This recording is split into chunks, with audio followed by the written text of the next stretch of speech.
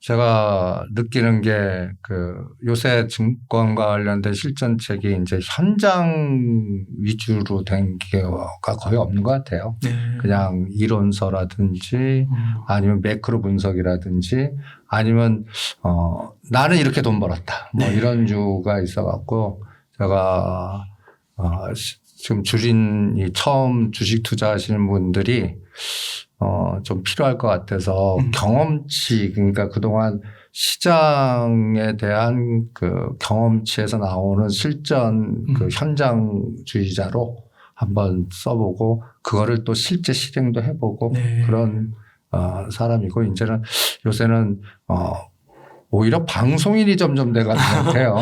예, 많이 나오시더라고요. 예. 요새 누가 제 친구가 넌 틀면 나오냐 그래갖고 자제 좀 하마 이러고 있는데. 네. 예. 그래서 얘기를 전달하고 싶은 것들을 그냥 두서없이 그러니까 뭐라 그럴까. 이게 또 나만의 경험일 수도 있겠지만 한번 왜 저 사람은 저런 얘기를 하나라고 한번 생각의 화두를 한번 가져보시기 바랍니다. 이 방송 들어보면서. 예. 그 책을 보니까 예. 38년을 투자해 오셨다고. 징하죠. 그럼 언제부터 투자를 하신 건가요? 지금 2022년. 85년. 와, 그러시구나. 그때 대우증권이 삼보증권하고 동양증권 첫 합병하면서 제가 학생 군대 딱 나오고 첫 직장이 거기예요.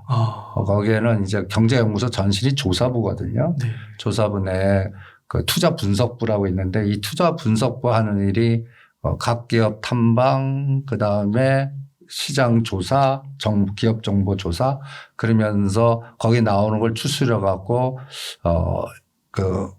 개인 투자자보다 우리가 객장이라고 그러는데 지점주 위주로 이제 내부 그런 걸 만드는 부서 거기에서 근무하면서 첫 발을 디뎠죠. 와, 정말 그러면은 뭐 크고 작은 위기들을 몇 번을 겪으신 거예요? 와. 10년에 한 번씩은 겪은 것 같아요. 느낌이. 근데 살아남으신 거잖아요. 근데 참 인생이라는 게 묘한 게 네. 저는 뭐 IMF 때나 세계 2차 금융위기 때나 그때는 오히려 돈을 많이 벌었던 것 같아요. 그러죠. 예. 오히려 첫 직장 가서 첫 행운이 증권주 갖고 젊은 나이에 너무 큰 돈을 벌어갖고 초심자의 행운으로 그때가 대우증권이 그 액면가 1,000원인데 800원이었습니다. 액면가로. 예. 근데 우리 대우증권이 그때 당시 장교 이렇게 해서 첫 지정에서 35만 원 줬어요. 그럼 지금으로는 한 350에서 400 정도 줬겠죠. 그때 이제 툭 하면 주식으로 줘요. 그것도 800원의 시장에 날 수 있는데 액면가 1,000원으로 계산해서 어떤 때는 가전제품을 줘요. 대우전자라고. 그래서 그런데 그때 한번 조사부 거기에 근무하는데 그때 재무부가 300 그때 증권사가 그냥 거의 뭐 제가 지금 수준 보면 거의 그 전당포 수준이 아주 그냥 조그만 그러니까 300억 정도 되는 회사를 3,000억으로 키우겠다. 그러니까 대형화. 자본시장 대형화 전략을 했는데 아무것도 모르는 그 초심자가 그걸 믿은 거죠. 그때 뭐 과장님이나 부장님이나 이사님한테 내가 물어보면 제가 조인트가였어요. 넌 이걸 믿냐? 이게 현실이 가능하냐? 어떻게 300억짜리가 3,000억 되냐? 그냥 문서다. 그런데 저는 그냥 계산을 해본 거죠. 아니 300억짜리가 한 10배 그 증자를 얼마나 많이 해야 되고 그리고 800원짜리가 적어도 그때 뭐 주시장도 키운다 그러니까 한 5,000원 정도 가지 않을까. 그러면 투자하면 수익이 좀 나지 않을까. 그래갖고 그때 초심자에서 돈이 어디 있습니까. 그래서 아버님하고 그 장인어른하고 와서 돈 좀 주십시오 해갖고 받아갖고 한 1억을 투자했어요. 그 당시로요? 예. 와. 그리고 5,500씩 받았거든요. 그래갖고, 딱 3년 89년대 그게 거의 68억이 된 거예요. 그게 몇 년도신 거예요? 88년. 그러니까 지금 얼마야? 한 6, 700억 됐겠죠. 그때 매매를 안 했을 뿐입니다. 일이 바빠갖고. 그리고 진짜 그렇게 됐어요. 800원짜리가 제가 56,000원에 팔았으니까. 5만 6천 원. 예. 와. 근데 딱 뭐 30 몇 살짜리가 그 돈 받으니까 이게 그때 헷가닥한 거지. 그때 예. 그래서 그때 제일 비싼 아파트가 뭐 한 1억 5천 정도. 와. 그래서 그냥 돈 집에다 딱 주고 나는 독립하겠다. 그래서 그걸 또 한국경제신문에서 대문짝만 신문에 낸 거야. 기자가. 그래갖고 또 돈 맡아달라고 해갖고 그때 돈으로 한 3억 번더 같이 한 500억이 나한테 들어온 거야. 와. 그때 직장을 계속 다녔어야 되는데 돈이 생기니까 아우, 직장을 왜 다녀요? 그냥 사표부터 내고 그냥 또 신문에 대문짝이 나니까 지금으로 보면 약간 그때는 사모펀드니 자산운용사니 자문사니 이런 게 하나도 없어요. 그냥 지금 형태로 보면 약간 사모펀드 비슷하게 그래갖고 돈 받아갖고 한 500 운영하다가 89년에 망가졌죠. 88 올림픽 끝나고 89년부터 망가지기 시작한 거예요. 그때부터 돈 잃기만 하는 거예요. 그래서 92년에 털렸어요. 그게 제 1세대입니다. 그때 그리고 재기하는 데가 한 92년부터 제가 세상에서 가장 지옥 같은 경험이 5년 동안 뭐 좋은 것이 찍이니까 증권사에서는 안 받아주지. 그 다음에 또 뭐 아무것도 할 수가 없더라고요. 그래서 한 5년 동안은 그냥 제가 그래도 수학하고 영어를 잘해요. 그래서 그 대치동 제 친구가 학원을 하는데 옆에서 강사 그걸로 생계를 이어가면서 5년 동안 그냥 윗바닥을 켰죠. 그때 이렇게 하늘에서 지옥으로 그렇게. 근데 제가 경험상 그때 담금질이 오늘의 나를 있게 한 것 같아요. 네. 그래서 제가 해드리고 싶은 게 이 초심자의 행운. 그리고 처음에 이게 내 실력인 줄 알거든. 근데 그때 시대가 만들어준 거야. 그냥 300억짜리가 3천 자본주의 시장 막 키우면서 할 때 그러니까 증자를 한 20번 한 것 같아. 유상무상. 그래갖고 그런 에너지를 해서 한 세대를 겪었죠. 그리고 재기를 또 증권주를 한 거예요. 재기를. 그리고 95년도에 어떻게 재기를 할 수 있었냐면은 95년도에 그 취직을 안 되다가 국내 첫 외국계 증권사가 생겼습니다. 신동방하고 그다음에 홍콩계 채권 페레그린이라고 이거를 처음 약간 노태우 대통령과 그 신동방 사게 이렇게 해서 하나 준 거예요. 그때. 그래서 동방 페레그린이라고 첫 합작 증권사 거기에 이제 제 끌고 우리 이 업계 보면 이게 다 도제 시스템입니다. 사수조수에서. 그래서 저를 욕하고 끌어주던 혼내주던 선배님이 거기 임원으로 가죠. 근데 기존 증권사는 저를 안 받아줘요. 그런데 거기 외국계 증권사에서 거기도 기득권 증권사들 멤버가 있지가 않아요. 나 들어가는 거 다 싫어해요. 저렇게 그냥 제가 그때 너무 건망을 잘 나가서 사람을 너무 많이 건망을 떨었던 것 같아. 제가 가만히 보면 최근에 누군가 걔 생각나는데 뭐 청담동 부자 걔 저리 가라였지 그때. 예. 그런데 뭐 그때 끌어주셔갖고 이제 개인 영업은 하지 마라. 그때 이제 법인 영업만 허락을 해서 법인부. 근데 법인부 하는 게 그 펀드 매니저, 그 다음에 기관들, 그리고 기타 법인들. 이런 이제 개인 상대가 아닌 그런 것들을 줄여서 거기서 제기를 한 것 같아요. 거기서 계속 큰 마케팅 딜을 하는 거 아니에요. 그래서 거기서 딜을 해서 거기서 그걸 약정이라고 그래요. 그 영화 보셨어요? 그 돈이라고 하는. 네, 봤습니다. 그때 막 찍히죠. 그런 거 비슷한 거.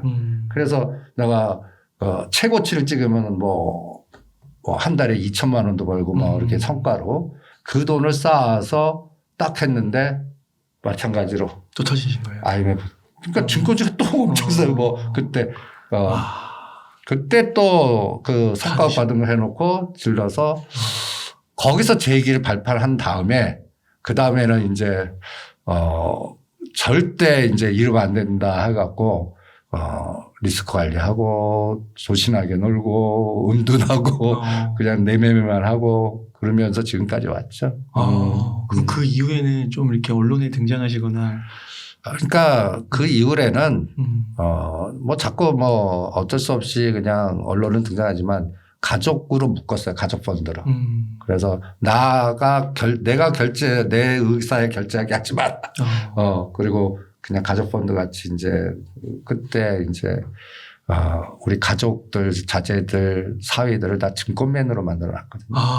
그 사이에. 예. 13년 동안 뒷바라지 하면서. 야, 그러셨군요. 그래서 다들 현역에 있습니다. 사위들 둘도. 정말요? 예, 이 바닥 유명해요. 사위들. 그러시구나. 예, 한 명은 저 베어링 쪽에 외국계 쪽에 이제 펀드 매니저 역할을 하고 있고, 한 놈은 어널리스트. 예, 우리 딸 조카들은 PB. 딸분도. 예, 그래서 이제 나중에 목표가 걔네들 앞으로 그냥 투자, 가족 회사. 외국에도 그런 거 비슷한 거 있어요. 그럼 거기서 이제 자체 자금만 하는 거야. 안 받아요. 네. 거기들도 안 받고 우리 자체 자금만 갖고 채권 투자하고 부동산 투자하고 주식도 하고. 너무 멋지신데요. 또 이런 그 비전을 말씀하시는 분 처음 들은 것 같아요. 처음 듣는 것 같아요. 제가 그래도 인터뷰 한 100명 넘게 해본 것 같은데. 네. 스케일도 너무 남다르시고요. 그러니까 네. 이 질곡을 두 번 당하니까 그 다음부터는 그런 거 있잖아요. 그 사람한테 다치는 게 세거든요. 그러니까 지금 이렇게 적이라고 생각하면 덜 다쳐요. 적이라고 생각하니까 예, 그냥 경계도 하고 해자도 두고 주식하고 비슷해. 그러니까 나쁜 뭐 하면 내가 이렇게 방어막을 친다고. 근데 친구, 내 형님, 우리 또 끼리 문화들 있잖아. 우리 세대들은 진짜 끼리 문화가 있어갖고 그러니까 거기에 이렇게 딱 해서 다음 두 번째에서 내가 조심하게 된 가장 결정적인 게 그 법인 쪽을 했잖아요. 그때 시대 때가 90년대 유명했어요. 그 과장 차장급이 그러니까 3개 투신이 있었거든요. 그러면 한투, 대투, 국민투신 이렇게 하는데 한투가 제일 컸는데 거기에 뭐 예를 들어서 별명들을 줘요. 피스톨장, 무슨 장대포, 뭐 M16 뭐 이렇게 서로들 그 스타일에 맞춰서. 근데 그분 하나가 사인이 갖다 얘기해서 자금 집행력이 있는 거예요. 제가 하루에 최고 많이 받은 게 400만 주. 그래서 그것만 성과급으로 2천만 원. 월급들 형편없을 때 그런 게 몰아주거든요. 그래서 그 형님들 덕분에 보니까 이제 7명 팀이 짜진 거 아니에요. 그 7명 팀에서 이제 돈들이 커지니까 이제 그 회사를 하나 인수하자. 우리 형 1세대, 우리 이렇게 보면 지금 7세대 정도 내려왔는데 그 1세대 선배님 중에 이제 그분이 기업을 하나 인수하자. 기업 사냥꾼 돼갖고 그때 사이즈 해갖고 돈 모아라. 돈이 그런데 기업 인수하니까 돈이 얼마나 들겠습니까? 또 끌어와. 그래서 딱 해갖고 했는데 그 기업이 파산된 거예요. 롯데그룹 계열사인데. 그래갖고 두 번째 질곡은 거기서 또.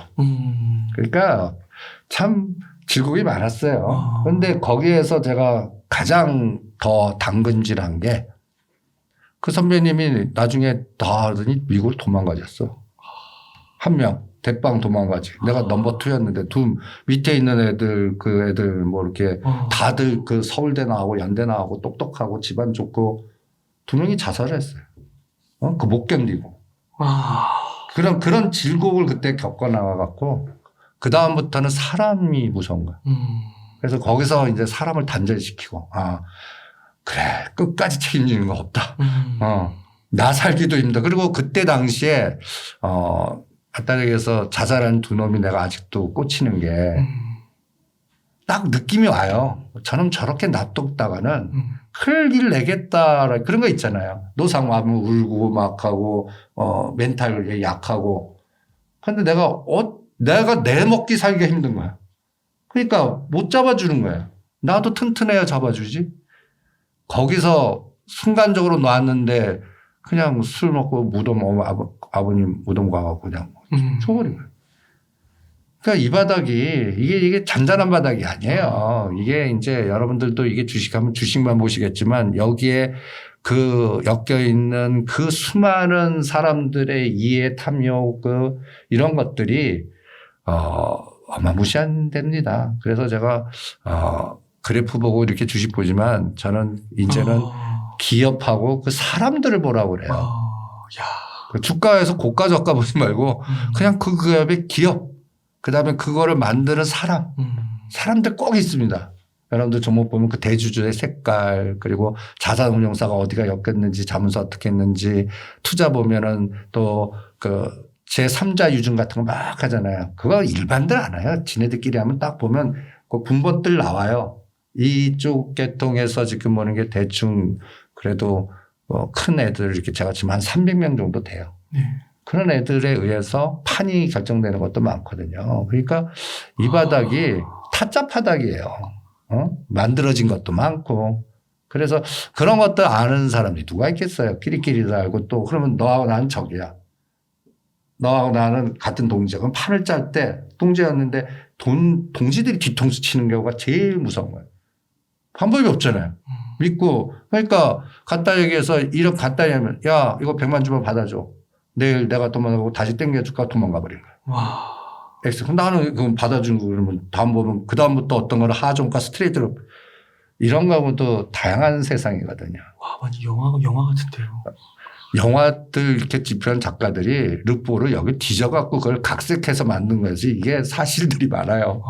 그래서 뭐, 작전이나 그 다음에 그 돈이나 그 다음에 또 최근에 그 오징어 게임 같은 거 이렇게 쭉 보면 이 바닥을 아는 르포 작가가 썼나라는 생각이 들 정도로 그런 것들이 많습니다. 거기 은연 중에 하면 저건 저건데 그런 것도 있고 저놈들 뒤졌나 뭐 그렇습니다. 예. 와, 지금 말씀을 듣다 보니까 그 책에 차트 막 나오고 그래프 막 나오잖아요. 예.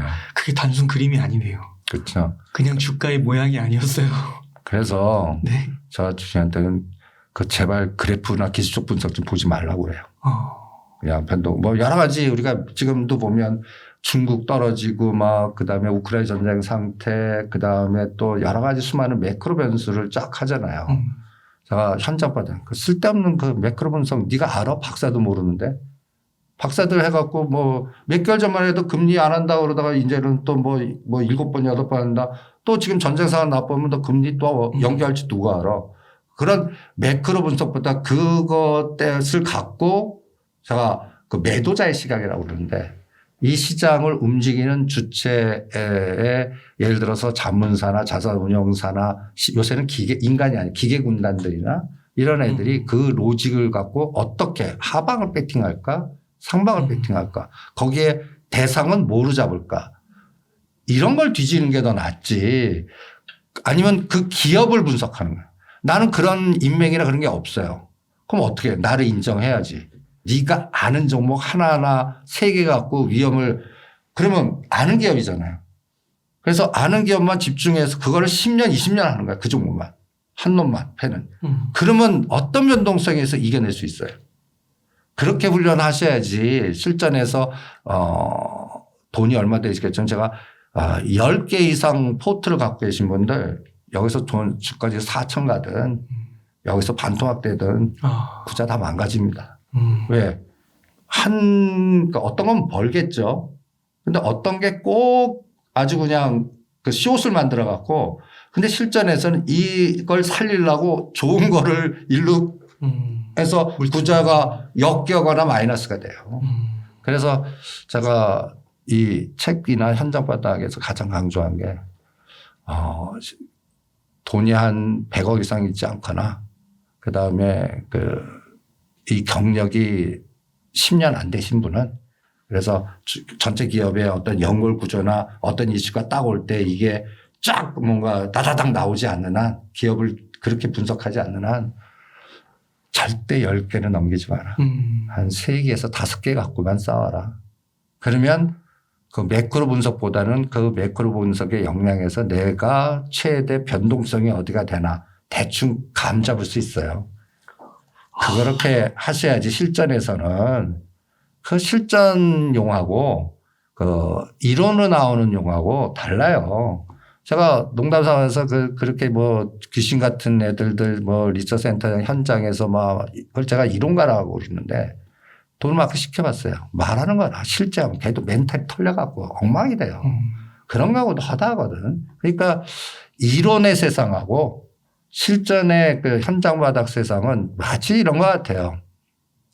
그 길거리 싸움꾼 그런 느낌. 그러니까 길거리 싸움꾼에 대한 그 직관적인 어떤 그냥 우리는 간단히 보면 도장에서 규격화된 가다에서 무슨 틀에 잡혀서 규칙도 있고 로직도 있고 이런 데로 훈련을 받았는데 길거리 현타 싸움에서는 뭐 이거 뭐 룰이 어디 있어 법이 어디 있어 물어뜯었고 막 엎어갖고 일단 거기 한 방에 따면 그렇죠. 져버리잖아요. 저는 시장의 현장이 그런 것 같아요.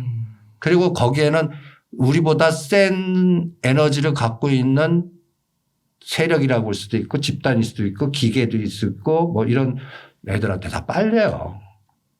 이게 어떻게 이겨 걔네들을.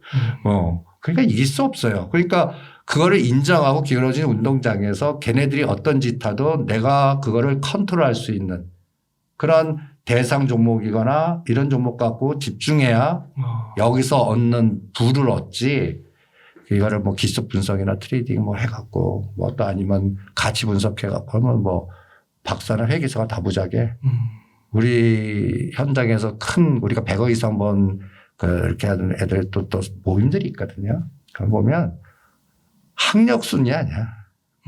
학력순위 아닙니다. 그냥 대충 사업가 기질이 있거나 아니면은 위에서 잘 이끌어 주셨거나 이끌어줬거나 아니면 직관적으로 잘하는 애들이 있어요. 근데 잘하는 애들 가만 보면 이 동물적 감각이라고 그럴까.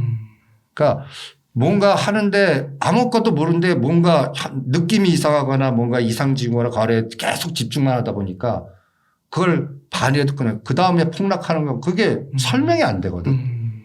아니 현장 나오는 정보는 다 좋은데 너는 어디서 거기서 왜 끊었냐 그랬더니 꿈자리가 뒤숭숭해서. 근데 그게 다 직관적 그것만 집중하고 수치 보고 이렇게만 생각만 하면 그런 데이터들을 느낄 수가 있는 것 같아. 그래서 저는 수치 데이터라든지 현장에 있는 현상들 그러니까 그래서 이 현장 주식시장을 2,000개 넘는 종목들이 다 엮어서 사람들 그리고 외부 변수들이 하나의 그 에너지로 그러니까 물리학적, 수학적, 생물학적으로 접근하고 싶고 자꾸 인간을 포기하려고 그래 나는. 머리로 자꾸 이렇게 그러니까 이렇게 생각하십시오 이렇게 하면 꼭 그런 거 하면 또 꼭 뭔가 일정한 부분은 수익 주지만 어떤 때는 꼭 뭔가 폭탄 제조를 해갖고 나를 완전히 망가뜨리는 경우도 많이 경험해서 그래서 그걸 이겨내는 방법이 시간으로 10년 동안 길게 보든지 아니면 자금을 배분해서 절대 법칙 나는 그 약간 현장주의니까 그 역발상 전략가에 싸게 사야 된다는 논리거든요. 비싸게 사서 비싸게 판다면 멋있잖아요. 근데 그거는 누가 이렇게 당한다고. 그러니까 예를 들어서 어떤 종목이 반토막이 됐어요. 최근에 NC소프트 같은 거. 예. 저는 이거를 뭐 나쁜 얘기보다는 사요. 처음 들어가요. 예를 들어서 1억을 자산이 총량이라면 한 3천만에서 4천만 먼저 사봐. 그리고 더 떨어져. 그럼 더 사요. 여기서 심지어는 30에서 50%다 해도 손절 안 해요. 대신 베이스를 2배로 늘려요. 1억 샀어요. 만약에. 그러면 여기서 30% 2억 사요. 그냥 사고방식이 이 기업이 그럴 때 가장 중요한 이 기업 망할 거냐. 상장 폐지 조건 아니고. 또 그렇게 되려면 또 무슨 악재가 있으니까 털어질 거 아니에요. 그래서 최고로 급등한 종목들이 최고로 많이 떨어진 것들 가만 보면 밤토막, 3분의 토막 10년의 계곡 보면 수없이 나와요. 그런데 그런 종목을 지금 1, 2, 3으로 사놓으면 나중에 엄마무시게 가는 경우. 예를 들어서 NC소프트 같은 거 그런 방식을 사요. 저는 70에서 100 사이 또 팔 수 있다라고. 근데 우리는 그 시기를 자꾸 맞추잖아. 안 맞추는 거야. 때가 오면. 그때가 뭐 1년 걸릴지 2년 걸릴지 3년 걸릴지. 그러니까 거기에 맞는 자금만 투여하는 거죠. 자본과 시간으로 싸워보는 거예요. 그러면 실수를 안 해요. 와, 어떻게 보면 또 되게 심플하네요. 아니, 주식 싸움은 네. 복잡한 게 아니라 심플해요. 그거를 복잡하게 만드는 게 이 뇌 같아요. 인간의 뇌. 그다음에 정보량, 그다음에 또 사람들 간의 관계. 그래서 저는 주식은 혼자 외롭게 각자 도생으로 싸워서 내 영토를 키워가서 그 영토를 키우는데 마이너스 되는 거 플러스 되는 걸 이걸 조절해서 가는 나만의 길이지. 이거를 그러니까 가장 위험한 사람들. 내가 끼리끼리 뭉쳐서 좀 하자. 내가 그러니까 사모니까 뭐 팀 짜서 하자. 이런 사람들이 제일 위험한 거야. 왜? 거기도 인간들이 갑질이 서열이 나오거든. 그러면 또 나는 그거 하고 싶지 않은데 또 분위기에 휩쓸려서 하는 경우도 되고 그리고 절대 책임 안 져줘. 그러니까 내가 내 스스로 판단한 건 내가 싸워야 되는데 또 사람이니까 네가 추천했잖아. 너 때문에 그랬잖아. 이를 탓을 하잖아요. 이 바닥에서는 최종적으로 탓하는 사람들이 마이너스 손실이 제일 커요.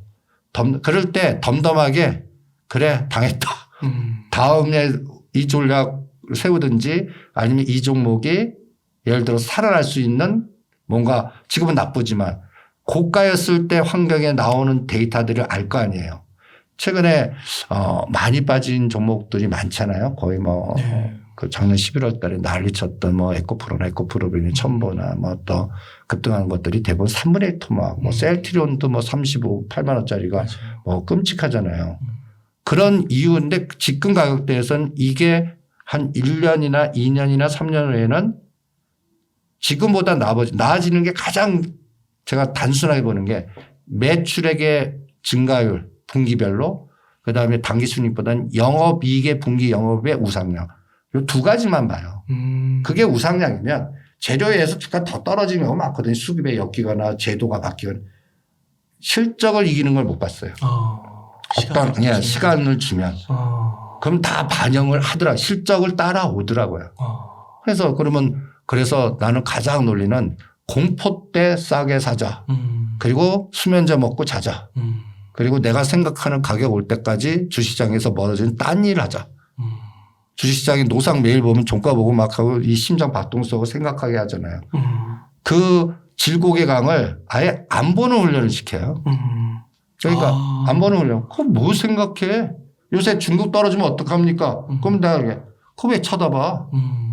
그냥 운동이나 하고 건강이나 딴 일 하다가 이 떨어지다가 이게 노상 떨어지겠어? 다시 이제 중국 상해 증시가 막 급등합니다. 뭐 또 중국 이런 날이 있을 거 아니에요?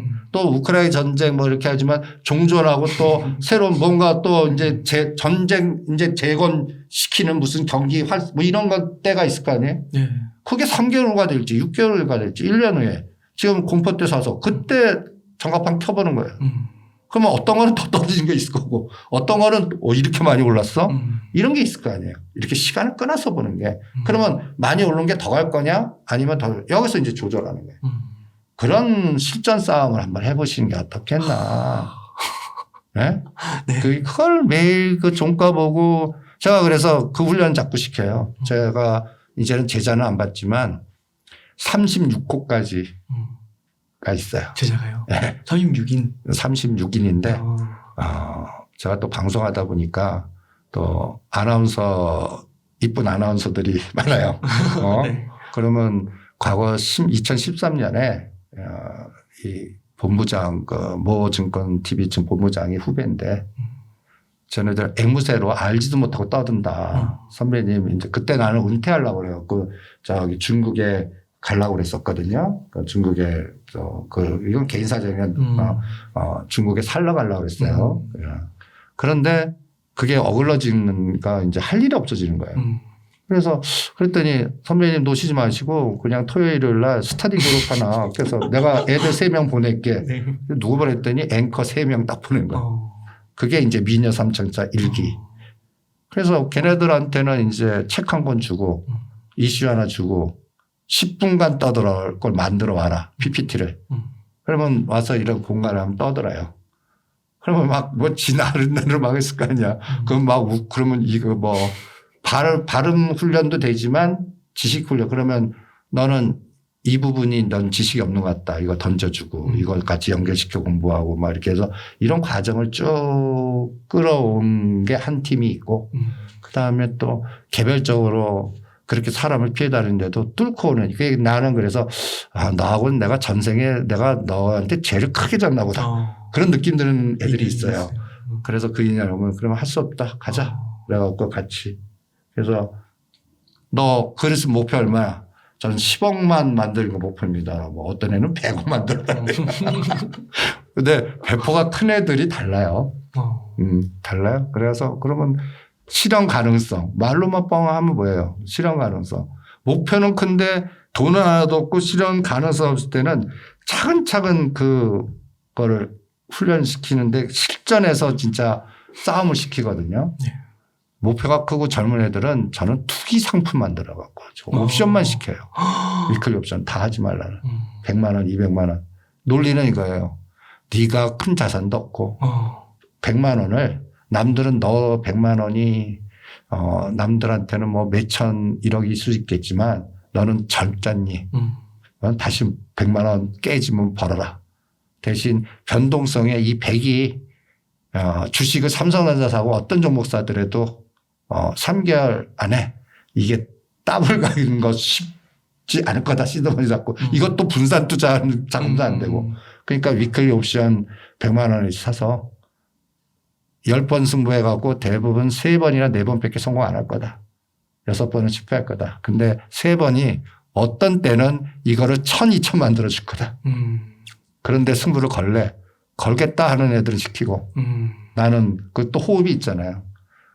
나는 그렇지 못해요. 나는 그러면 그래? 그럼 100만 원씩 적립식 투자로 10년 가. 매매하지 말고. 그렇게 각자 그러니까 이게 또 그 사람의 성격, 사주팔자 뭐 이런 것들 등등등등. 네. 그래서 제가 힘들었을 때 그때 이제 그 도덕경하고 그 주역을 공부했어요. 네. 지금 28년 차인데 도덕경하고 주역이 나는 한번 도덕경이 한번 읽어보세요. 투자의 가장 중요한 지침서 같아. 나 멘탈 컨트롤 하는데 그래서 나는 책 하나 권하면 우린 나오는 수많은 경제책보다 도덕경 읽어라. 그다음에 주역은 주역은 이거는 10년 공부하셔야 돼. 그냥 갖고 안 돼요. 그 공부의 도가 굉장히 깊고 그다음에 한글 세대는 참 힘들 거예요. 한문 그런 것들. 그래서 그러면 주역까지 공부하면 웬만한 사람 보는 눈이라든지 시세의 변동성이라든지 이런 것들을 감을 잡을 수가 있을 거다. 그래서 그런 거 공부를 시키는데 그거야 뭐 그것도 공부도 다 연이 되고 팔자가 맞아야 돼요. 그게. 그래서 저는 이제 요새 하는 거는 요새 제자들 책 만들어줘요. 금년만 한 4권 나올걸요. 그러니까 나하고 제자가 됐어요. 걔가 실력이 어떻든 간에 무조건 책 만들어요. 그리고 기업 공부 시켜요. 네가 아는 기업. 이게 왜 발단이 됐냐면 2013년 때 그때 인연이 돼서 그 미장원 원장하고 저는 이렇게 짝을 져 놓거든요. 그 대학교 조교수하고 이렇게 짝했는데 지금 미장원 원장은 건물을 2채나 갖고 있는 시드머니는 몇백만 원부터 시작하는 애인데 걔는 그렇게 됐고 3억 갖고 시작한 대학 조교수는 여전히 고기 안에서 왔다 갔다. 그 차이가 뭘까요? 10몇 년 지났는데. 얘는 자꾸 똑똑한 머리를 써. 근데 미장원은 자기가 하는 제품 그 LG 생활 건강만 지금부터 그 한 종목만 때려갖고 계속 사고 팔고 사고 그 종목만. 왜? 기업은 모르는데 자기 미장원에서 제일 많이 쓰는 게 LG 생활 건강 제품이다. 그러니까요. 그것만 한 거예요. 그러니까 지금 이게 아주 중요한 얘기를 했는데 우리 업계에서 전설 같은 선배님이 한 분이 있어요. 이분 재산이 한 3,000개가 넘어요. 뭐가 3,000억. 개인인데. 이분은 20년 동안 셀트리온만 하나 때려요. 와. 이분도 대우 출신이세요. 네. 그러니까 근데 그 서정주 회장이 그 홍보실 대우 대비 2,000원, 5,000원부터 시작한 거예요. 그 질곡을 35만 원 올 때까지 한 놈만 팬 거예요. 결론은. 그게 그제서 딴 거 아니에요. 그러면 그 사이에 3분의 1 토막된 적도 있어. 올라 내가 10만 원 갈 때 무조건 팔아라 그랬거든. 이거 끝났다. 안 팔아. 더 좋은 아이디어. 그게 반토막 됐을 때 이분이 조합, 바이오 펀드 조합을 만든 거야.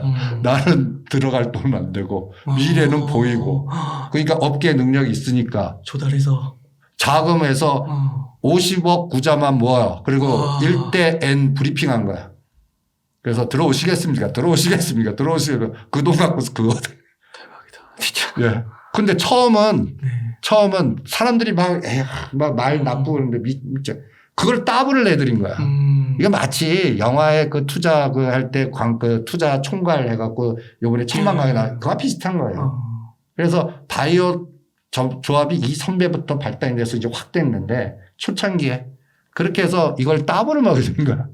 그러니까 그 끼리끼리 사람들이 다 알 거 아니야. 그 다음에 한구자 100억. 계속 들어오는 거죠, 그래도. 그래서 그게 바이오 펀드의 조합 이렇게 해서 이 바닥에 바이오 세상을 만든 기폭제가 되기도 했어요.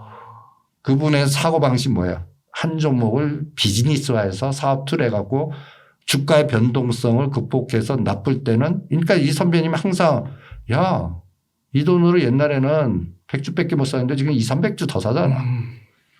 사고가 달라요.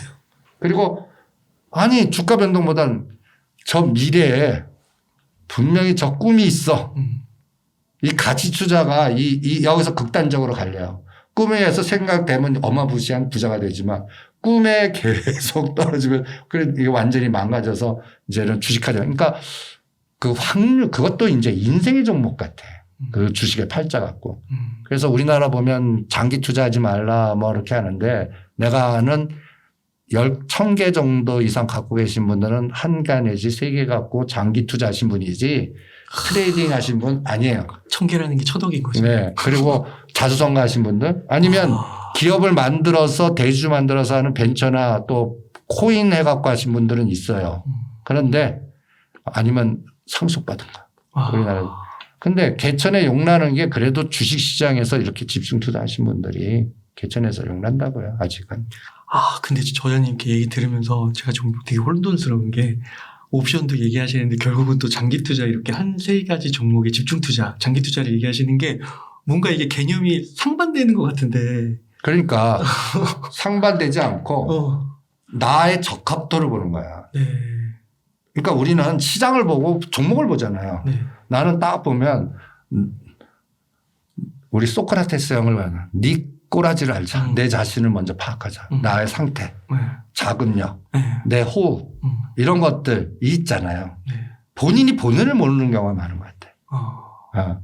그래서 나한테는 공격적 투기적 상품이 맞아요. 그러면 이분은 그래도 종목을 압축해서 집중해서 트레이딩으로 가야 돼요. 근데 제가 시켜보잖아요. 트레이딩을. 뭐 어떻게 했었다. 똑똑할수록 더 심해. 그러면 그래서 크게 돈 번 사람들 또 사례가 있을 거 아니에요. 사억 비즈니스로 하는 거예요. 그래서 3년에 한 번씩 보고 시세 안 보고 그러니까 그런 사람들은 자기가 실력 없어도 큰 부를 이루더라고요.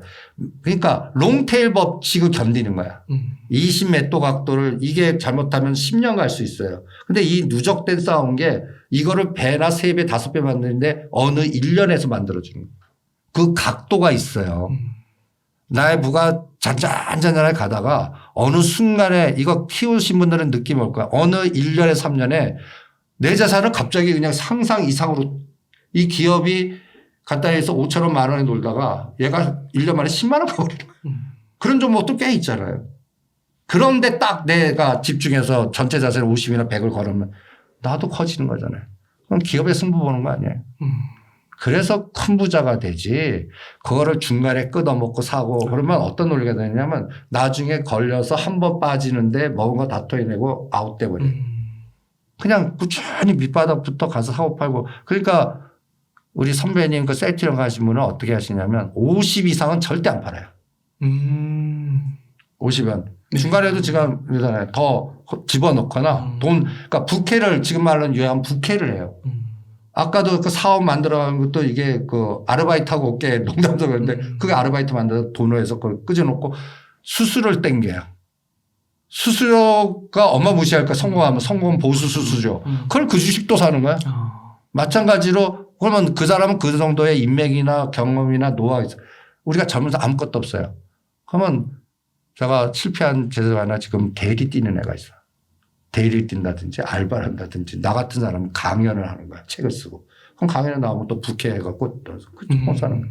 이런 스타일로 집중도가 중요한 것 같아요. 그래서 제가 보면 그래서 본인 판단이 제일 중요한 것 같아. 근데 말씀을 듣다 보니까 너무 이 주식시장이 되게 무서워요. 두렵고 떠나야 되는 거 아닌가. 아까 초반에 더 그런 생각이 되게 강하게 들었는데요. 그것도 잘못돼요. 이 세상 외에는 여기는 그냥 용의 개천 나오시는데 다른 세상은 저는 개천 안 나온다고 봅니다. 개천에 좀 안 나온다. 더 자진하고 이미 정해져 있는 세상이다. 그나마 금융시장이 낫습니다. 기회 노력하면 길어졌지만 그걸 대비하는데 다른 무슨 직장 뭐 거기는 그냥 너는 내 노예로 살아라 이 정도만 먹고 살아라 이렇게 다 규격화되어 있지 그거를 뛰어넘지 못한다라고 봅니다. 또 다른 시장이 창업의 시장인데 창업의 시장은 또 아시잖아요. 거기서 그 생태계에서 살아날 수 있는 그 에너지라는 오히려 머리나 그 리스크가 주식 투자하는 거 만만치 않을걸요. 창업 투자도. 왜냐하면 자금 조달해서 어느 정도 갖고 끌어다 다 빚지는 거 아니에요. 그리고 또 그 돈 대준 사람 그 갑질을 다 견뎌내면서 갚아나가면서 그러니까 창업하는 사람들 가장 꿈이 뭔지 알아요? 일대 대주도 엑시트 하는 거. 다 제발 좀 던져 회사 놓고 전문경영을 놓고 나 좀 살고 싶어. 이런 그런 얘기 많이 들으실 겁니다. 예, 엑시트 하는 거. 그러면 그래서 그 자녀들 또 가까운 가족분들 연계된 분들을 다 금융 쪽에 종사시키시는 건가요? 왜냐하면 그래도 가족이니까 내가 나한테 가족도 뒤통수 치잖아. 쌀벌하면 뭐 형제간에 자매 뭐 싸우는 것도 있잖아요. 돈이라는 것 때문에. 그래도 요 바운더에서 놀잖아. 근데 이게 다른 사람이면 이게 나가는 거잖아요. 그럼 영원히 안 들어오거든요. 그러니까 요 안에서 놀자. 그래서 애들을 제가 성공했을 때, 이 조카라든지 이런 걸 다 유학을 내가 다 책임지 마 해갖고 13년 뒷바라지를 했어요. 와. 5명을. 네. 5명을요? 네. 그러니까 걔네들이 이제 빚이 있으니까 내 말을 듣는 거지. 그래갖고, 보이지 않는 손에 의해서 결혼도 시키고. 이거는 또 에피소드로 우리 조카 사이는 그 집안이 좋고 애가 똑똑하고 펀드맨이 출신인데 딱 보는데 우리 조카를 그 자문사 취직시키면서 걔하고 노상 울산으로 출장 보내는 거야. 왜요? 기업 탐방. 그러면 그 증권사 그 센터장이 야, 걔 보내. 이게 보이지 않는 사람. 우리 조카 여기 보내갖고 둘이 그러면 여기서부터 울산까지 가면 가만히 있겠어 가다가 얘기도 하고 먹기도 하고. 남녀 관계니까. 그랬더니 6개월 후에 결혼하겠다고 그러시더라고. 그러면 자녀들한테도 좀 이렇게 금융이나 이런 쪽에 좀 일을 하라 이런 거를 조금 이렇게 더 어렸을 때부터 얘기를 좀 하셨던 건가요? 그렇죠.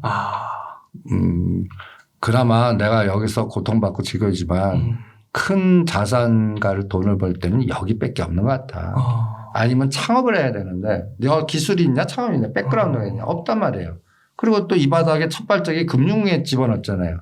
그러니까 금융 관련된 에너지로는 주식, 채권, 부동산 이런 것밖에 없을 것 같더라고요. 그래서 거기에서 근데 혼자 갖고 힘드니까 그래도 가족 패밀리 회사. 패밀리 외국의 큰 부를 이렇게 해서 패밀리로 이렇게 갖고 하잖아요. 그 아이디어를 얻어갖고 그냥 패밀리로 가자. 그렇게 해서 지금 거의 10몇 년째네요.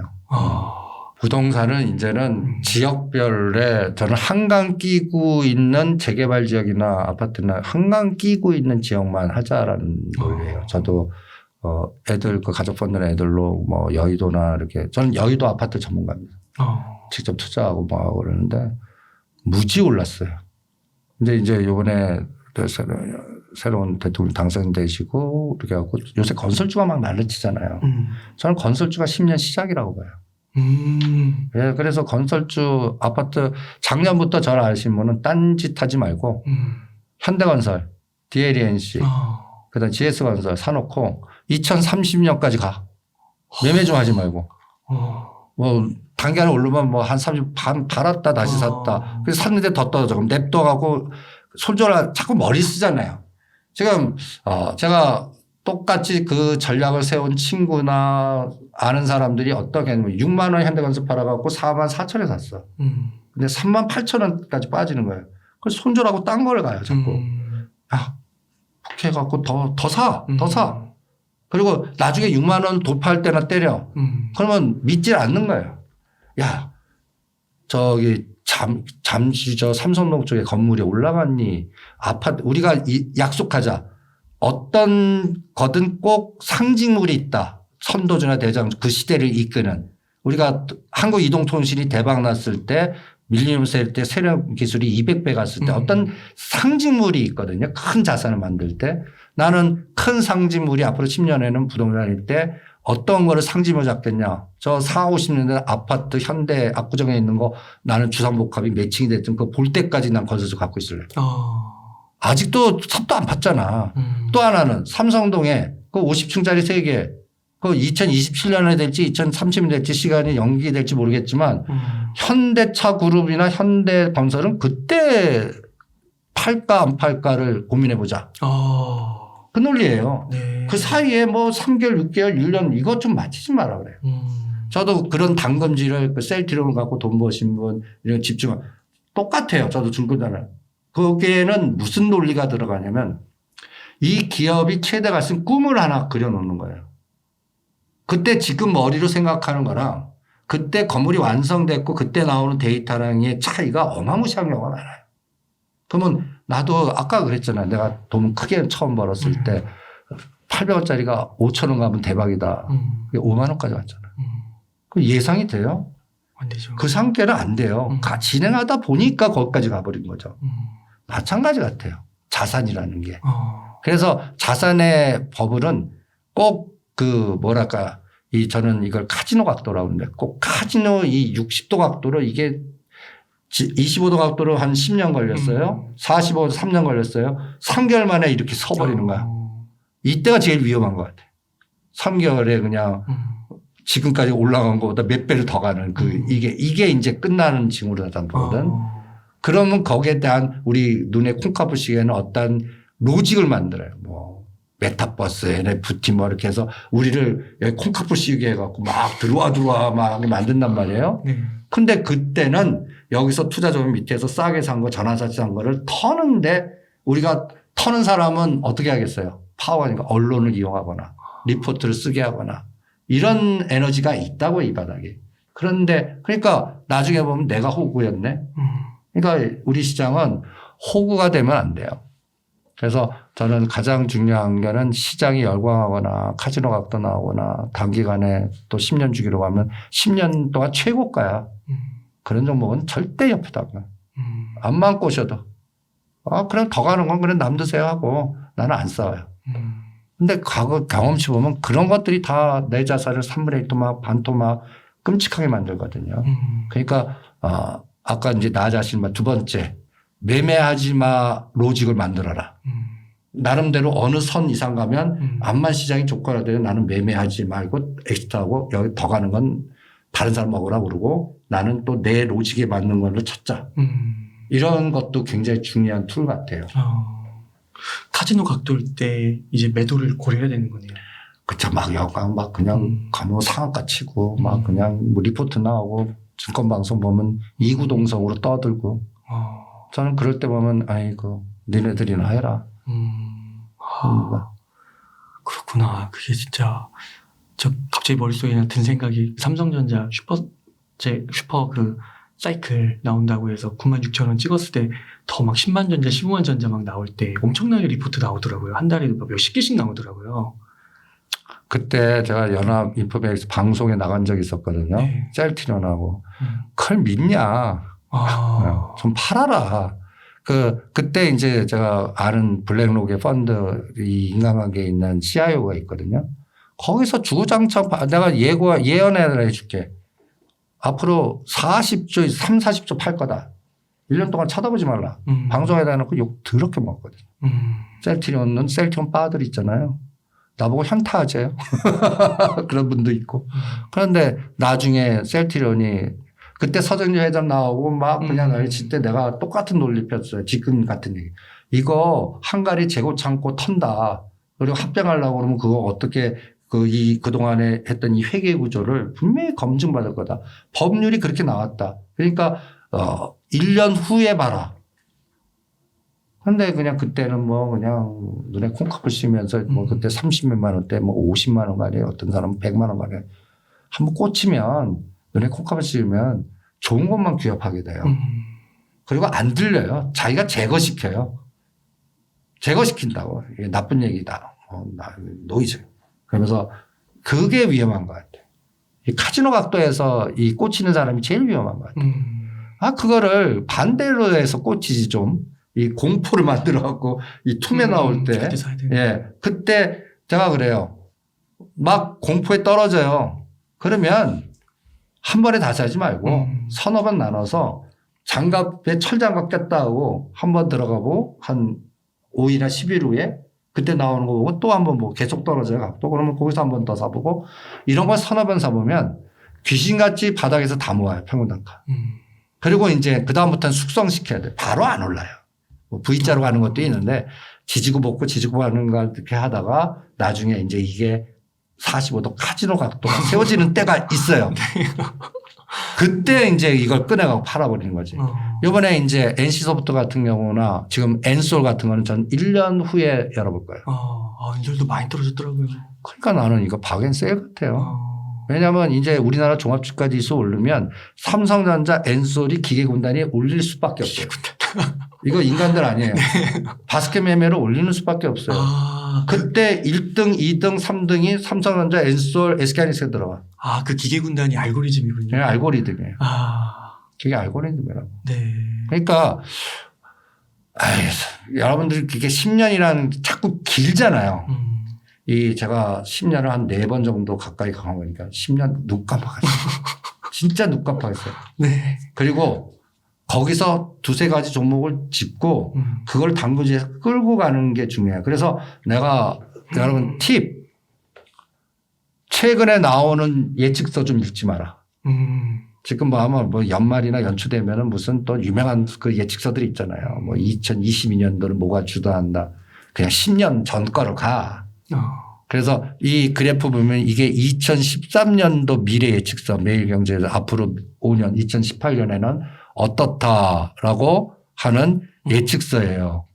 이때 여기서 굉장히 좋은 아이디어가 6T에 관련된 종목을 미래가 지배할 때니까 신기술 관련된 IT, 그다음에 BT, 바이오 테크놀로지, 그다음에 나노 테크놀로지, 우주 발사체, 우주항공 기술, 그다음에 인바이어먼트 여기 ET가 나왔어요.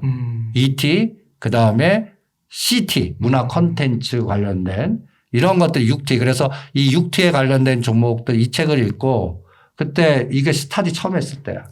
이게 몇 년도에 나왔지? 2013년 11월 18일. 진짜요? 예. 와, 지금 다 있는데요, 이거? 예. 이거 스타디 첫 교재. 첫 교재. 그래갖고 야, 이거 방송만 하지 말고 이와 관련된 종목 갖다 내. 한 종목씩 뽑아와. 누구는 컨텐츠에서는 그때 JYP. 그때 얼마인지 알아요? 아니요. 4,000원. 누구는 아프리카 TV. 컨텐츠. 누구는 환경. ITN 당연히 뭐 삼성전자, SK는 하지만 잘 아는 애는 그때 에코프로하고 칩셋 미디어를 꽂고 하더라고. 칩셋 미디어 1,300원. 다 10배에서 20배 같습니다. 지금 보시면 이게 2013년도 책이에요, 이게. 대단하네요. 예. 그래서 2013 요 책 나오는 18일 날 출간 출판사에 뿌려졌거든요, 시정에. 이때 몇 개지만 봐요. NNF 7,000원짜리가 18만 원.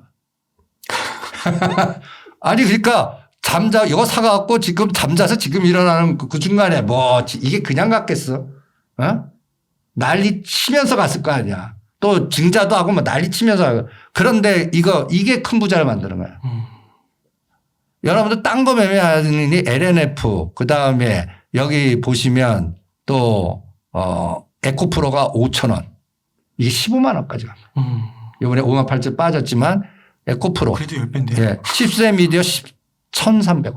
몇 배야? 거의 20배네. 예. 아프리카 TV 9,000원. JYP 그 컨텐츠 JYP 4,000원. 이런 시대를 통과하는 종목을 사서 이거 수면제 모드잖아. 이거 트레이딩 모드예요, 이게. 그렇구나. 그러면 이건 지나간 얘기 아니에요. 지금 2022년이야. 10년, 2032년 어떤 세상이 나올까? 똑같이. 똑같이. 예, 나는 건설주도 건자재. 건자재. 이제 40년, 50년 된 한이 풀릴 것 같아요. 그럼 건설에는 여러 가지 결과 있잖아. 빈 땅에서는 새롭게 짓는 아파트지만 여기 빈 땅이 어디 있어?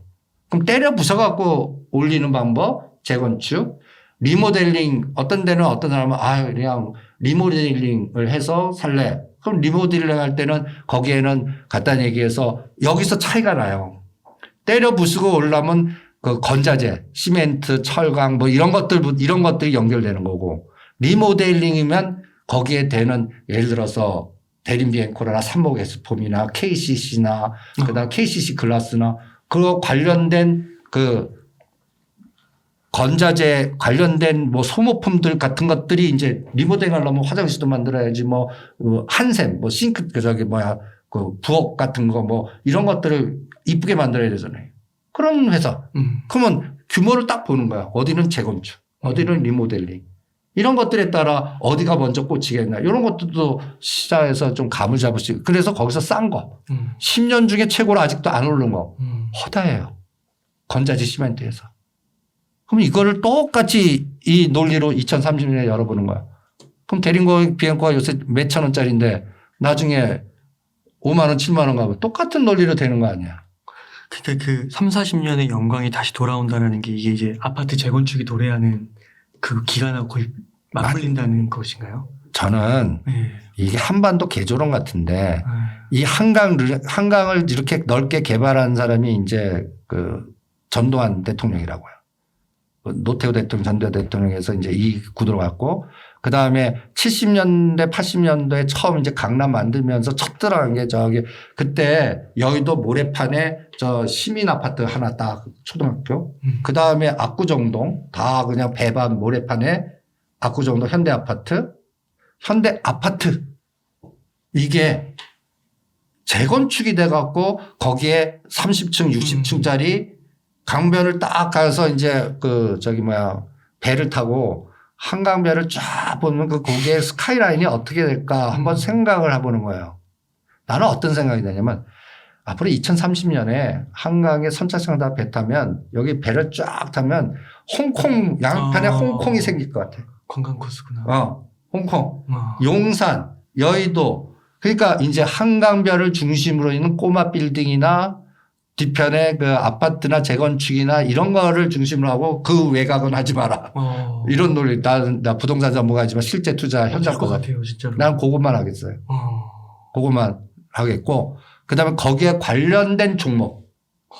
건설, 건자재. 이게 꼭 IT, BT, CT하고 똑같은 논리. 근데 이거는 뭐 약속. 그때 됐을 때 열어보는 거야. 중간에 유혹을 받으면 안 돼. 수면제 먹어야 돼. 예. 수면제 모드로. 아니면 매달 그러니까 돈을 계속 벌어야 딴 일하고 주식을 뭐 그러면서 그걸로 계속 사는 거야. 어디 선까지. 하나 3개 정도. 세 개 딱 정해갖고.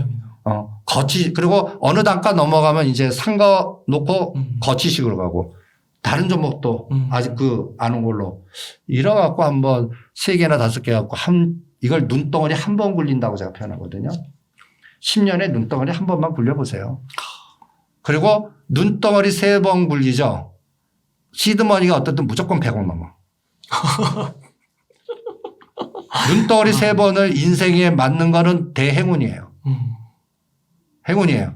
그 중에는 저 미장원 원장이나 우리 선배 세티론 같은 분이 되면 이거는 세 자리 단위로 가. 그거는 그 사람이 운빨 깃발이나 이게 타고 났어야 돼. 하늘이 좀 주셨어야 돼. 그런데 인간의 노력으로 그나마 당근질해서 이게 한번 하는 거는 가능하거든.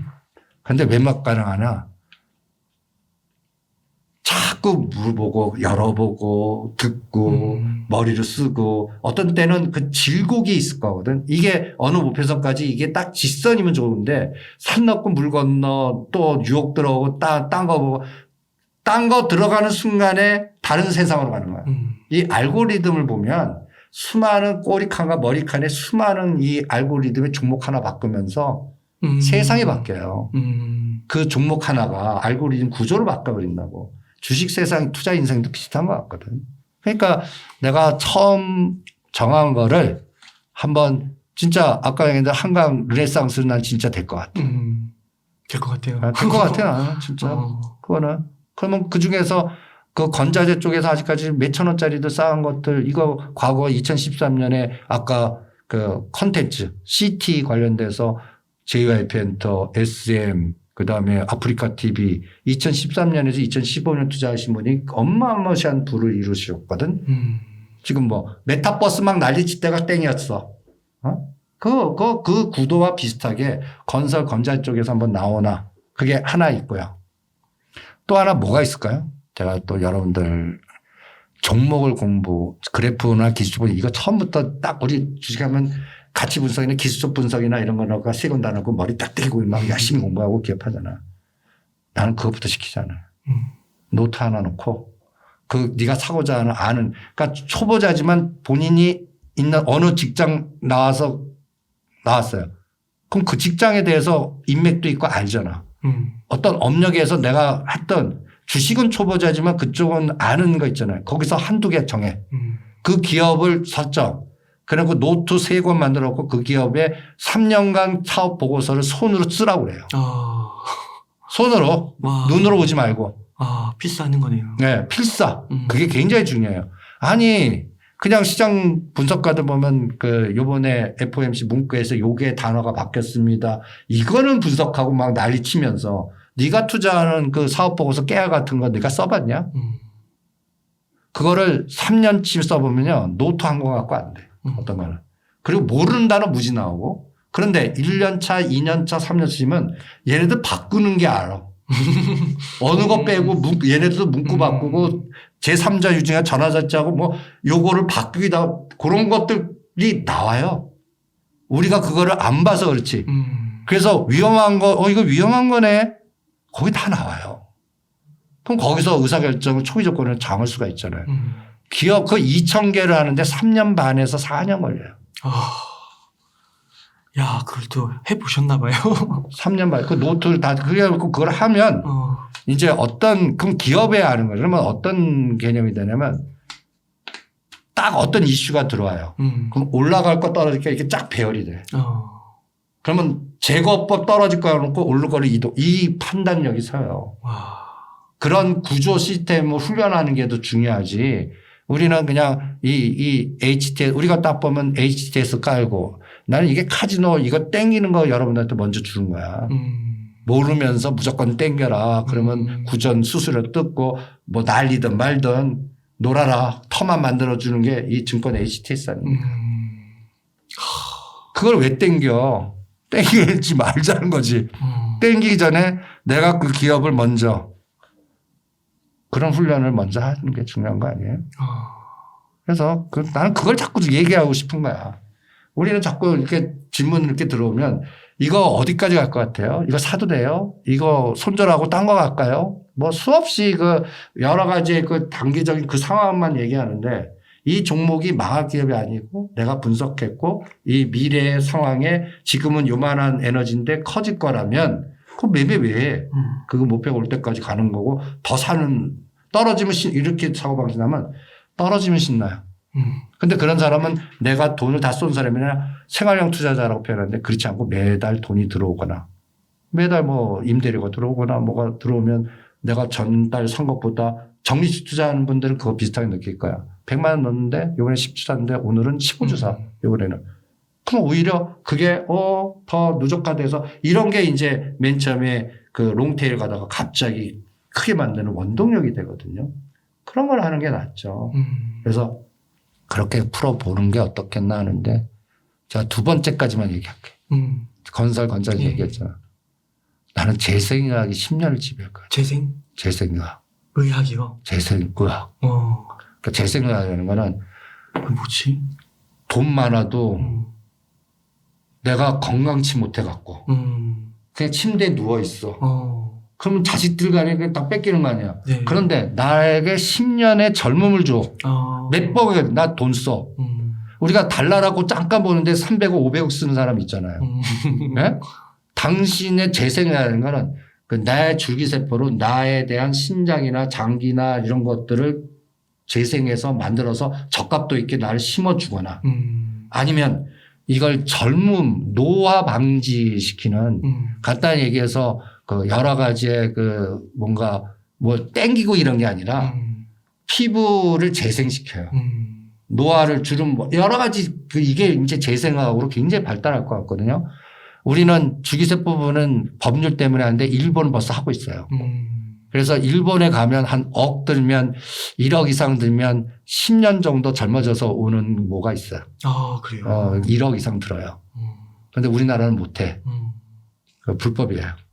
그런 것들, 이런 것들을 하는 기업들, 가능성 있는 기업들. 이게 재생의학 줄기세포, 이번 코로나가 그걸 더 면역체제라든지 건강이라든지 그다음에 또 비대면 원격 진료 이런 것도 키우지만 재생의학 부분을 굉장히 발전 있게 만들 것 같아요.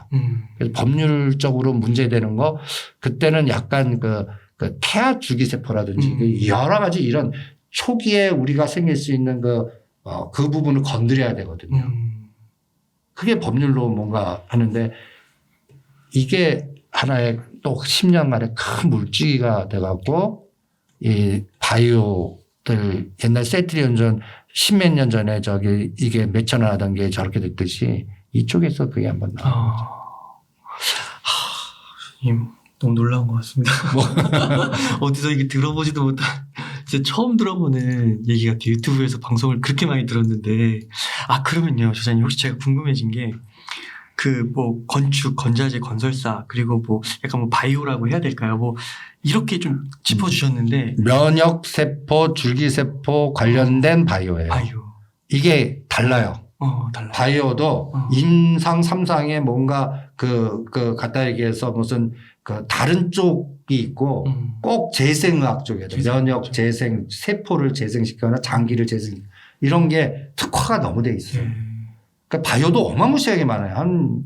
살라 그러면 2, 300개 되거든요. 그걸 제거돼갖고 요거만 딱 하면 한 3개, 5개 압축할 수 있을 거예요. 네. 그러면은 이게, 정말 아까 보여주신 대로 하면 진짜 될 것 같은데 이게 2013년으로 돌아가면 진짜 아까 보여주셨지만 5천 원도 안 되잖아요. 네. 이게 무섭단 말이에요. 이런 주식을 사기가. 근데 아까 앞서서 좀 말씀해 주셨던 게 삼성전자, 엔솔, LG 엔솔 그리고 SK 하이닉스 이것도 지금 났기 때문에 간다 이렇게 하셨잖아요. 그래서 이 1번, 2번이 아니라 요 전략을 쓰는 거는 좀 이거는 좀 커 보이니까 그래도 좀 맘 편하게 다가갈 수 있을 것 그렇죠. 같은데. 근데 그런 작업은 억 단위 크게 할 수 있는데 네. 이런 종목이 더블 이상 매겨주지 않아요. 그래요. 가장 문제가 되는 게 그 기계군단 때문에 안 돼요. 기계군단. 우리나라만큼 이 세 가지 이제 엔솔이 들어왔어요. 코스피 200에 3개 합치면 전체 100으로 칠 때 몇 프로인지 아세요? 세 가지가. 거의 절반 넘을 것 같은데. 절반은 안 돼. 34%. 34%. 이 세 가지 갖고 그러니까 올려놓고 합성시켜서 내가 이럴 수가 있어. 삼성전자 땡겨. 맞죠? 작년에 9만 원 만들 때 이런 했지 못 9만 원 만들 때 들어와 해놓고 하방 포지션 옵션 선물 매도 친 거야. 그리고 삼성전자 죽여갖고 여기서 이거는 레버리지가 어떤 13배, 20배거든요. 그럼 삼성전자 갖고 20% 마이너스 했어. 그럼 1억이 2천만 원, 8천만 원 됐어. 이거 1억 넣은 게 5억, 10억, 20억 대가 합쳐갖고 레버리지를 일으켜버리는 거예요. 이 기계군단이 계속 이 시장을 좌우해요. 우리나라만큼 세계가 전체 30% 넘는 게 전 세계에 하나도 없어요.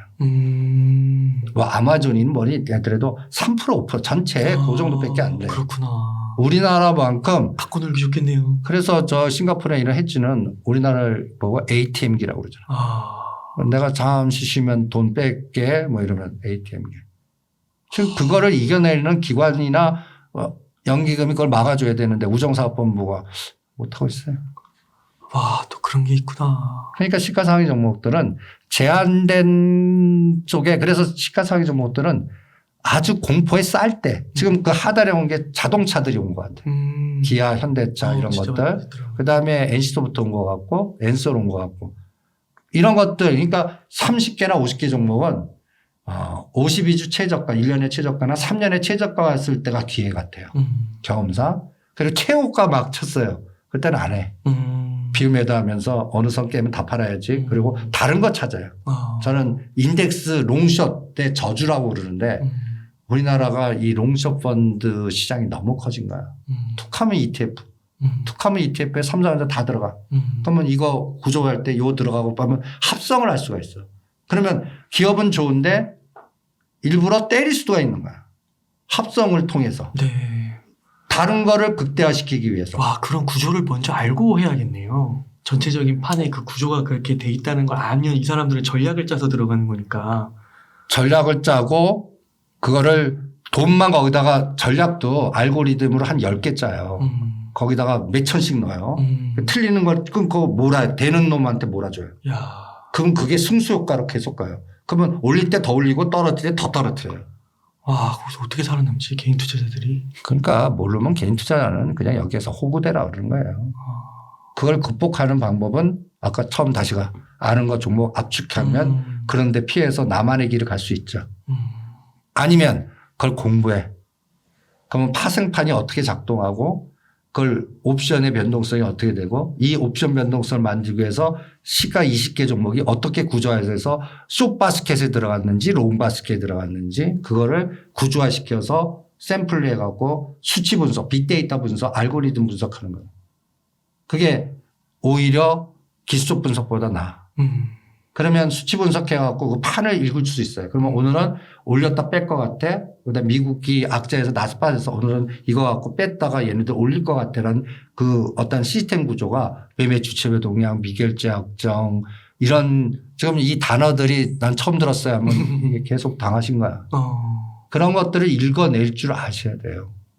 이번 책이 그거를 1년 동안 샘플링을 해갖고 그걸 읽는 방법에 대해서 썼어요. 네. 그러니까 그거에 대한 공부를 하실 분들은 이런 책을 통해서 공부하시면 될 것 같아요. 와. 네. 와. 그 저자님 그 필명인가요? 이게 무국선생을 쓰시잖아요. 여기도 되게 엄청난 뜻이 담겨 있을 것 같아요. 그러니까 내가 주역 공부할 때 네. 그러니까 주식이 양하고 음이잖아요. 남녀잖아요. 세상이 이렇게 분열되기 전에 그 분열되지 않은 상태 현상을 무국이라고 해요. 무국에서 유국이 나오거든요. 그러면서 분열돼 갖고 세상 삼라만상이 이루어지는 사고예요. 그럼 무국이라는 건 뭐예요? 한쪽에 치우치지 않고 그냥 갖다 보면 멍 때리고 있다는 거지. 그냥 중심이 그냥 딱 지켜놓고 그냥 내 생각 안 하고 그냥 몸을 그냥 시작에다 맡기는 무국의 세상. 그래서 가는 쪽에 쓰는 거야. 그러니까 이게 그러니까 실행 능력을 키워야 돼요. 예측하지 마. 머리로 하지 마. 나는 머리는 이쪽인데 실제 시장이 점을 그쪽에다 더 실어. 이런 걸 무국의 사고라고 표현하고 복잡의 사고라고 제가 표현하기도 하거든요. 그래서 그걸 더 명심하기 위해서 호까지도 무국이라고. 무국. 유국은 다친다. 그러니까 무국에서 판단하자. 그래서. 와, 이게 무슨 그 동양 철학과 주식이 이렇게 만나는 듯한 느낌도 들고 주식에 통달하신 분의 그런 얘기를 듣는 것 같기도 하고요. 와, 진짜 어디서 들어보지도 못한 것 같고 오늘 너무 진짜 너무 이게 뭐라고 해야 되지? 너무 이렇게 신선하다라는 말로는 좀 부족할 것 같고요. 너무 이게 새로워가지고요. 오히려 책에 대해서 좀 어필을 좀 해주시면 좋을 것 같아요. 진짜 한번 많은 분들이 책을 통해서 많이 주식시장 진짜 책이 너무나도 쏟아져 나오는데 너무 다른 내용을 담고 있는 것 같아서 책이 좀 어떤 내용이 담겼는지 좀 직접적으로 소개해 주시는 게 좋지 않을까. 그래서 책의 가장 키는 현장을 파악하는 법이에요. 네. 시장에 이 200개 종목이란 인덱스가 어떻게 롱숏 구조가 되어 있고 그거를 합성을 어떻게 하면서 시장의 변동성을 어떻게 유도시키고 그리고 그거를 다 읽어내 알고리즘 그러면 컴퓨팅이라든지 이런 걸 해야 되는데 그거 초보자가 어떻게 해요? 그러니까 사진 4장만 갖고 30분당 요것만 보면 대충 물줄기의 흐름을 읽어내는 거 미결제에도 하락을 시키려고 하는 미결제가 있고 올리려고 하는 미결제를 어떻게 구분하는 법 그리고 거기에 삼성전자는 올리는 데 사용된 미결제인지 떨어뜨리는 데 사용된 같은 그러니까 삼성전자 이 판으로 보면 같은 삼성전자가 아니에요. 그러니까 삼성전자 매수 선물 매도로 합성됐는지 반대로 합성됐는지 이런 걸 이게 또 청산되는 건지 아니면 신규자 근데 이제 세상은 삼성전자 SK는 2개가 있는데 더 복잡해요. 8가지 세상으로 분열돼요. 삼성전자, 엔솔, SK하이닉스가 다 올라요. 그러면 1번이라고 제가 표현해요. 삼성전자 상승, 엔솔 상승, SK하이닉스. 그러면 이렇게 땡겨버리면 여기서 1조 되면 시장 50포인트 무조건 올라갑니다라고 내가 떠들죠. 반대. 엔솔, 삼성전자 하락, 엔솔 하락, SK하이닉스 하락. 그러면 지수가 이 3개만 빼면 다른 거 20개 올라야 균형이 맞춰요. 그러니까 어떨 땐 지수가 안 빠져요. 3개가 빠지는데. 그럼 밑에 단에 매수 에너지가 어마무시하게 커진 게 여기서 20개, 30개가 들어온 거예요. 아, 그 2에 3승에서 8가지가 나오는 건가요? 그렇죠. 아. 그러면 1번 갔다 8번 갔다 3번 이게 막 변하는 거야. 이거를 끊어서 봐야 돼요. 보는 방법에 대해서 훈련을 해드리는 겁니다. 예. 그러니까 어떤 면에 수치 분석 통계학이죠. 네. 그거 공부하는 책이니까 예. 그 기존 책하고는 달라요. 뭐 이평센하고 뭐하고 이렇게 그냥 기초 분석, 기본적 분석 책보다는 약간 그 빅데이터의 머신 러닝이라고 그럴까? 알고리즘 패턴 분석 그런 거를 진짜 이 증권바닥에 그런 책이 없더라고요. 현장 바닥을 읽어주는 책들이 대부분 다 뭐 이평선 전략이라든지 뭐 캔들 차트 갖고 설명한다든지 아니면 가치 분석해 갖고 뭐 회계적인 사고가 있어간다든지. 근데 저는 실전엔 그거 무시하는 게 아니라 기본으로 까는데 그게 길을 알려준다고 생각하지 않아요. 길을 알려준다고 생각하지 않고 제가 40년 싸워보면 그거를 조작하고 만들고 하는 애들한테 항상 당하더라고요. 그걸 만들 수가 있는 세상이니까 현재 시장이. 그러면 그걸 안 당하려면 그 만드는 애들의 냄새를 판을 읽을 수 있는 그래서 이 판은 내가 싸워도 된다. 이 싸움은 내가 들어가면 다치겠구나. 뭐 이런 것들이 직관적인 감을 알 수 있는 그런 위주로 써봤습니다. 네. 선생님 저 시간이 좀 많이 되긴 했는데 한 가지만 좀 더 여쭤봐도 될까요? 예, 예. 그 워런 버핏이 그 말을 했잖아요. 그 자기 죽으면서 유언장 자기가 죽으면 그 재산의 90%를 S&P 500에 넣고 ETF 그렇죠. ETF에 넣고 10%는 뭐 단기 채권 이런 걸 넣으라고 했는데 그러면서 이제 미국 주식은 우상향할 거를 전제로 해서 그런 얘기를 했는데 그런 전략에 대해서 좀 어떻게 생각하시는지. 그러면은 워렌 버핏이고 네. 그러면 돈 사이즈가 어마무시 크고 네. 그러니까 나 외엔 밑에 이제 니네들은 네 실력이 있겠냐 해서 네. 그냥 니네들은 편하게 이렇게 해라는 거지. 초창기에 워렌 버핏 꼬맹이부터 시작한 건 집중 투자입니다. 사업가에서. 그러면서 40년을 안 파신 분 인간이 아니죠. 그분은 아까 그래도 20년인데 그분은 40년이에요. 코카콜라 40년. 인간이 아니고 인간이 아니에요. 그러니까 신의 영이 간 거죠. 그리고 이제 유언은 그걸 해봤잖아. 근데 그걸 할 건덕지가 안 보이는 거지. 마누라든 옆에 자식이. 또 찰리 민거가 그나마 든든한 동료인데 찰리 민거도 곧 또 나이가 그러니까 야, ETF로 넣어라. 그러면 먹고 깨지고 평작은 할 거냐. 저는 그 시각으로 봅니다. 그 사람이 다시 젊어갖고 젊음을 우리가 재생해서 30년을 적게 해드리겠습니다. 또 집중 투자할 거예요. 또 그게 똑같은 말인데 이분이 해석하는 것과 저분이 해석하는 게 이렇게 다르네요. 느낌도 다르고. 그러니까 네. 저는 우리 시장이 ETF의 저주에 섞여 있다고 봅니다. 그러니까 포트에 이게 여러분들 보면 ETF 시장에 들어가고 나가고도 잘 보셔야 되지만 순서 배열도 잘 보셔야 돼요. 제가 BBIG ETF가 카카오가 15만 원대 그러니까 이것도 같은 시각인데 블랙록이 5% 신고했어요. 그리고 BBIG 오면 카카오가 1등이에요.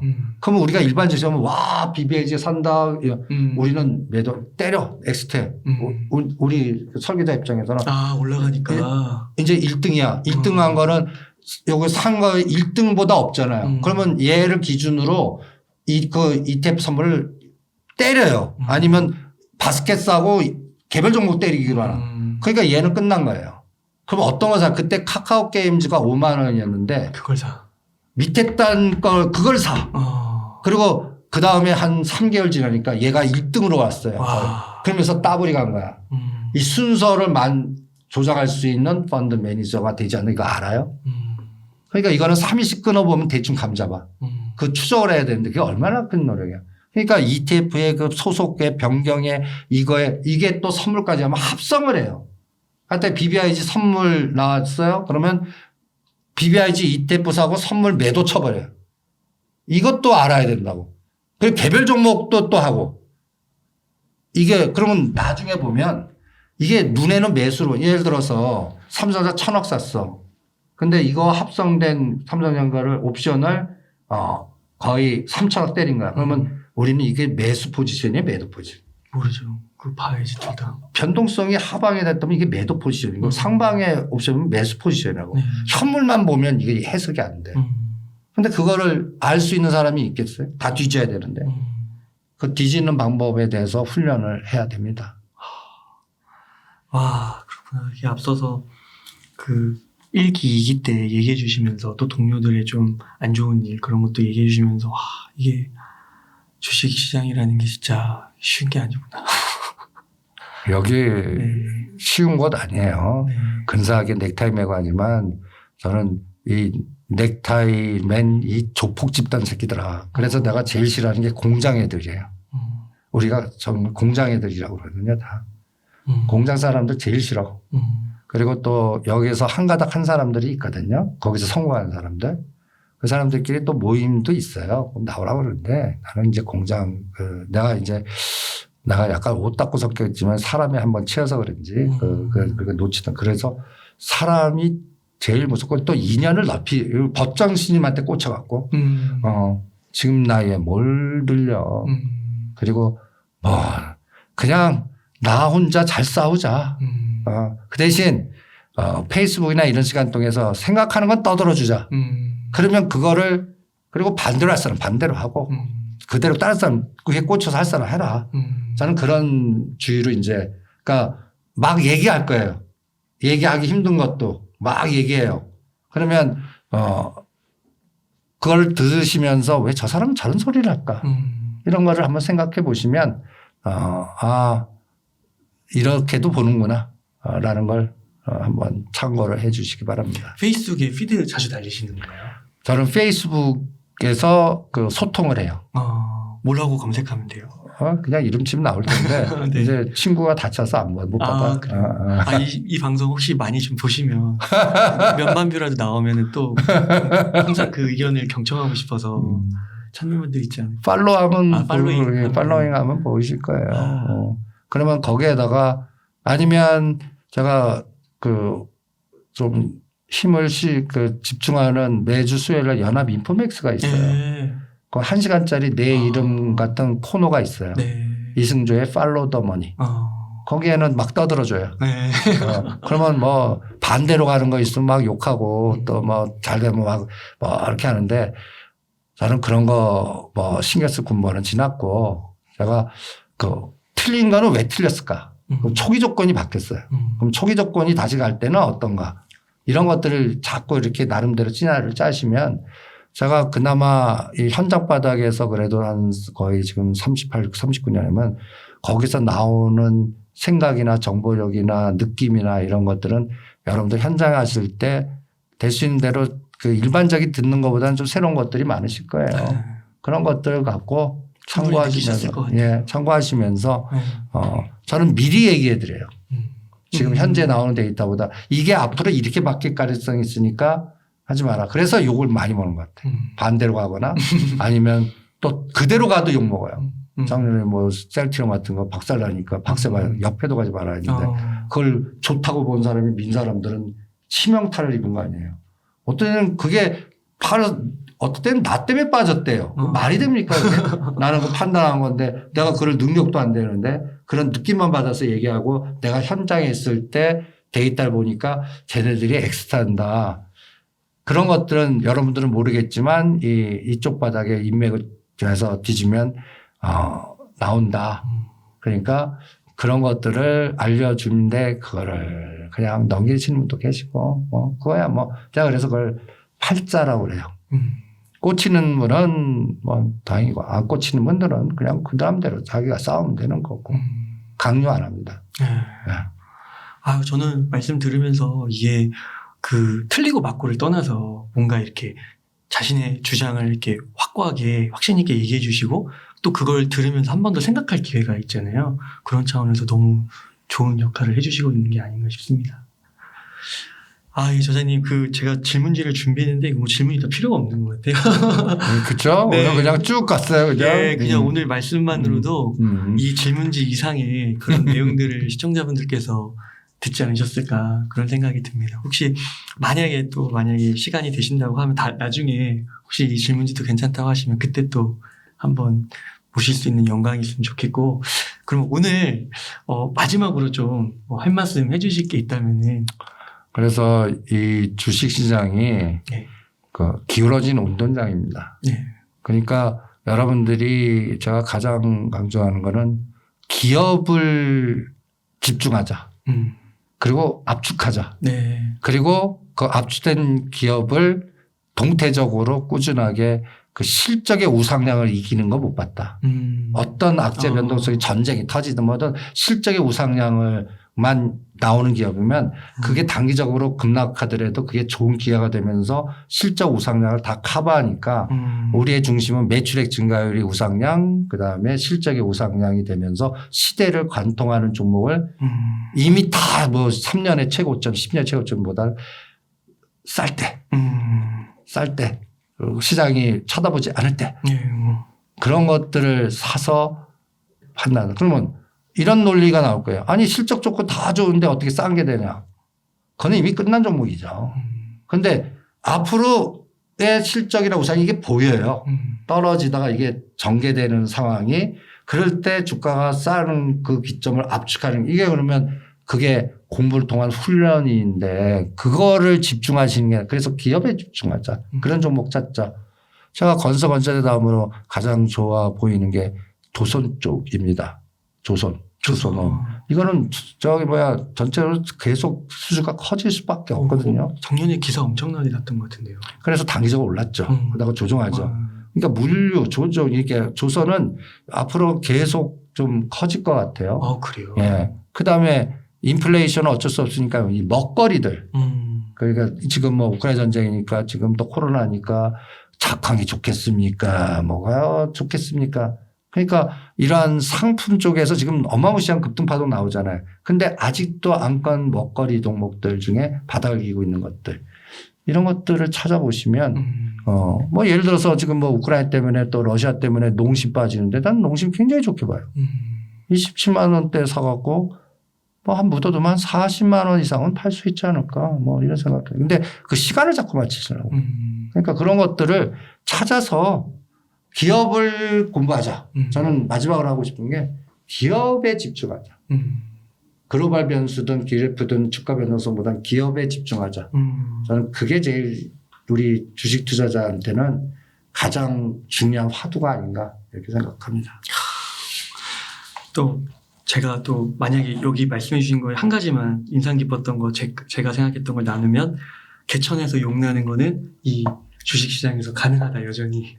그나마 여기밖에 없을 것 같아요. 여기밖에 없다. 그래서 떠나지 말자. 주식에서 이르셨으면요. 견디시고 주식에서 하십시오. 그래서 이게 멘탈 훈련이 더 중요한 것 같아요. 이게 주가 맞추고 이렇게 하는 것보다 멘탈 훈련. 도덕경도 좋고 네. 심리학에서 이게 빠지면 더 빠져가고 자꾸 이렇게 써서 더 악수를 자꾸 두는 경우가 있어요. 그럴 때는 저는 이런 표현을 해요. 네가 상처 입고 피 철철 흘리고 하는데 움직여봐라. 피해서 죽어버리지. 그럴 때 가장 좋은 동굴 속에 들어가서 자. 그래서 상처 다 물고 나올 때 다시 건강 찾고 할 때 다시 보면 네가 판단이나 다시 또 그 위가 다 지나갈 수도 있고 그걸 못 해요. 내가 그걸 어떻게 봐. 이게 여기서 뭔가 해결. 근데 나중에 보면 그거 해결해 갖고 악수에 악수 뜨는 경우가 더 많아요. 그러니까 평가성 탱크를 눕뜨는 것도 방법일 수 있어요. 그리고 오히려 북해해 갖고 더 싸질 때 사는 것도 하나의 방법이고. 그러니까 멘탈 훈련이 중요한데 우리는 자꾸 그거를 뭔가 하려고 그러잖아요.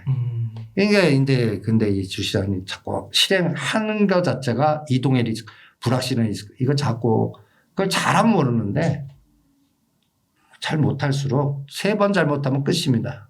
이 시장은. 그러면 시드머니가 쪼그라들거나 녹아나서 기회가 자꾸 축소되는 거니까 그런 것들도 뭐. 3번 실패하면 그렇게 되고 3번 성공하면 100억 부자 되는 거네요. 그래요. 그게 딱 3번을 눈덩어리 굴린다는 게 굉장히 중요해요. 그리고 한 번 굴려갖고 성공했을 때 자만심에 빠지지 말자. 그것도 중요한 것 같고. 괜히 또 그리고 한 번부터 했다고 레버리지 일으키고 또 난리 치다가 제가 80, 90년대 그 꼴 나십니다. 웃으면 안 되는. 예. 네. 네. 예. 아유, 저자님 감사합니다. 그러면 제가 마지막 멘트 하도록 하겠습니다. 이렇게 해서 무국선생 이승조의 주식 투자의 기본의 저자이신 이승조 저자님을 모시고 이야기를 나눠봤습니다. 긴 시간 동안 귀한 인사이트 많이 나눠주셔서 감사의 말씀드립니다. 오늘 고생 많으셨습니다. 네, 수고하십시오.